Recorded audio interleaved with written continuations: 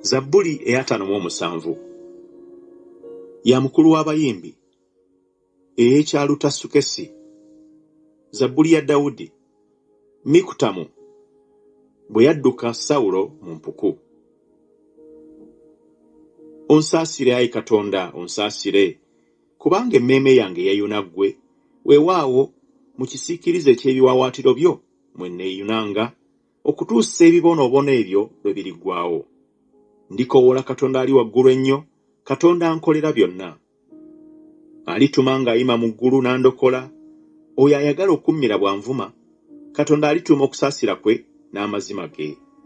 Emmeeme yange eri mu mpologoma, ngalamidde mu abo abaaka n'omuliro, be baana b'abantu, amannyo gaabwe ge mafumu n'obusaale, n'olulimi lwabwe kye kitala eky'obwogi. Bakugulumize, ayi Katonda, okusinga eggulu, ekitiibwa kyo kibeere ku nsi zonna. Bateekeddeteekedde akatimba ebigere byange, emmeeme yange ekutamye, bansimidde obunnya mu kkubo lyange, babuguddemu wakati bo bennyini. Omutima gwange gunywedde, ayi Katonda, omutima gwange gunywedde. Ndiyimba, weewaawo ndiyimba eby'okutendereza.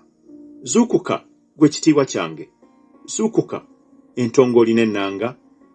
Nze nzekka naazuukuka enkya mu matulutulu. Ndikwebaliza ggwe, ayi Mukama, mu bantu. Ndiyimba eby'okutendereza ggwe mu mawanga. Kubanga ekisa kyo kingi kituuka mu ggulu, n'amazima go gatuuka mu bbanga.